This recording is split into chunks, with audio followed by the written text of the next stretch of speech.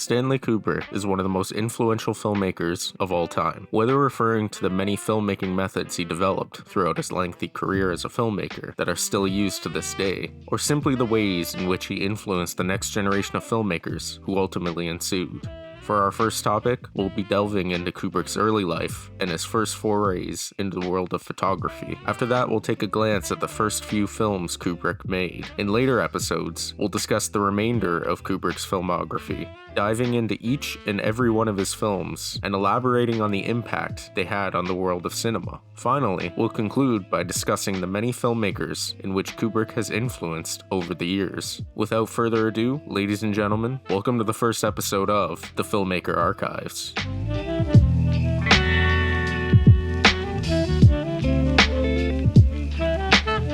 Stanley Kubrick was born on July 26, 1928, to Jack and Gertrude Kubrick in the Bronx section of New York City. His father, Jack, a professional physician and amateur photographer, gave Stanley a Graflex camera on his 13th birthday in the hopes his son would carry over his interest in photography. Stanley quickly grew to love it and soon became the photographer for his high school newspaper. Though enrolled at the William Howard Taft High School, Kubrick seldom attended classes. He would skip, often attending matinee showtimes at the Loew's Paradise Movie Palace near his home. It was during these screenings that he first thought of becoming a movie director, though Kubrick began to make a name for himself, frequently getting his photos published in the Taft newspaper. His teachers generally thought of him as an underachiever. His overall performance in high school was poor, generally getting 70s and barely squeezing by. A later IQ test proved that he was brighter than most of his classmates, however. He was simply bored by most of his classes. A neighborhood boy, who was the same age as young Kubrick, Marvin Traub, quickly became friends with Kubrick due to their shared and irresistible love of photography. Together they embarked on picture-finding expeditions around New York City, swiftly converging their paths, turning their passion of photography to that of becoming legitimate professional photographers.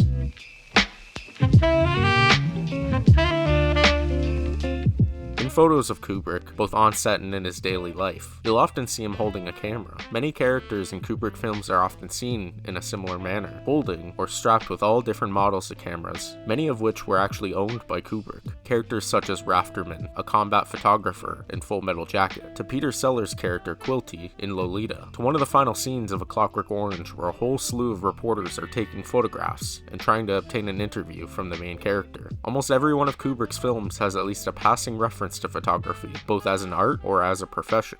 The reason so many of his characters seem to have a deep-seated love of photography stem from the director's own passions towards the art, which he began to develop at an early age. While still attending Taft High School, not yet 17 years old, Kubrick sold his first professional photograph to Look magazine. The photo portrayed a dispirited newspaper vendor surrounded by headlines declaring the recent death of US President Franklin D. Roosevelt. Though Kubrick later admitted to close friends that he convinced the newspaper salesman to help him stage the photo, it nonetheless shows the early makings of Kubrick's sense of storytelling through visual means. The interaction with Kubrick and the vendor foreshadows his future method of working with actors on set to get them to accurately generate the proper emotion for each scene. It was at this time that Kubrick began to develop the craftsmanship that he would later put into his films. Kubrick continued to sell pictures to Look until he graduated from high school in January 1946. His average, still hanging around 70, hindered him from pursuing a college career since no reputable college would accept someone with that average at the time. He was promptly hired by Look as a full-time apprentice photographer and stayed with the publication for 4 years. Eventually, the editors of Look began giving Kubrick more ambitious assignments, one of which seemingly brought him one step closer to the director's chair. For the January 18, 1949 edition of Look magazine, Kubrick partook in a picture story on middleweight boxer Walter Cartier, to which he entitled Prize Fighter. Having been a boxing fan throughout his teen years, and eager to do a photo study of a boxer, Kubrick came across Cartier when both of them were living in the same neighborhood.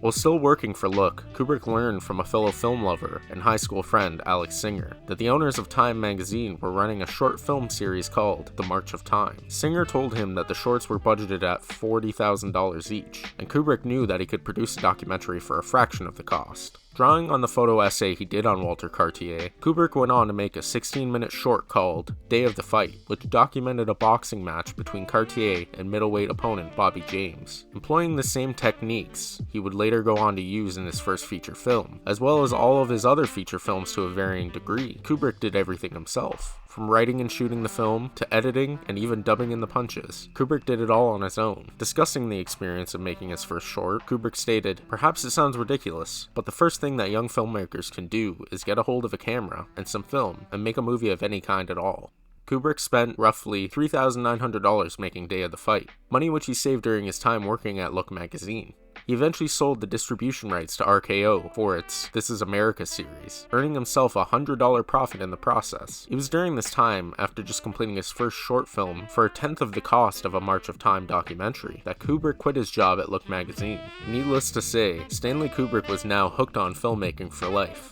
RKO then gave Kubrick a $1,500 advance for his next documentary, Flying Padre, but unlike his first short, he did not turn a profit on this one. As a result, he decided to make one final documentary for the company, The Seafarers, before moving on to features.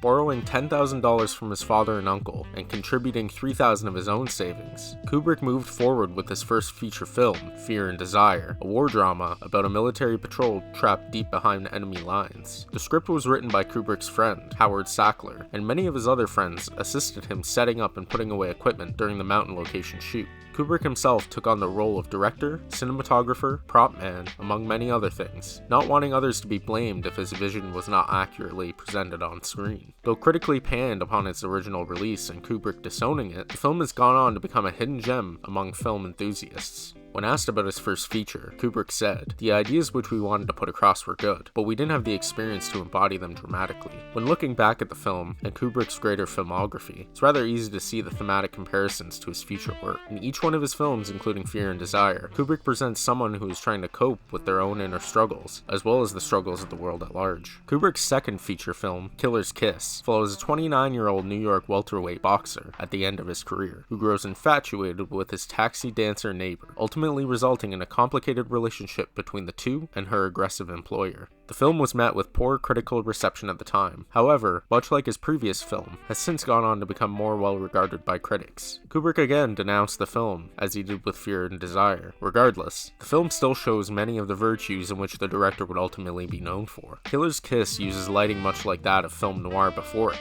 noir films being known for their use of low-key lighting schemes, which are implemented to create stark contrast between light and dark, something which he would later use in his third feature film, the wildly underrated, underappreciated, and undermentioned The Killing. Noir films were predominantly shot on tight shooting schedules and had shoestring budgets, which means they were not lent many luxuries in the way of expensive equipment such as larger lighting rigs. This meant that filmmakers would have to improvise with limited gear. Much like the 1931 film M by director Fritz Lang, as well as 1941's The Maltese Falcon by John Huston, Kubrick's The Killing deserves to be among the upper echelon of film noir for its impressive atmosphere and storytelling given its limited budget. The Killing is a ruthless and well-crafted crime thriller about a racetrack robbery carried out by a group of small-time crooks, in the hopes that the heist will solve all of their individual financial difficulties. The film, as many of Kubrick's do, starts out ferocious, but slowly devolves into a comedic satire of society and the people around us.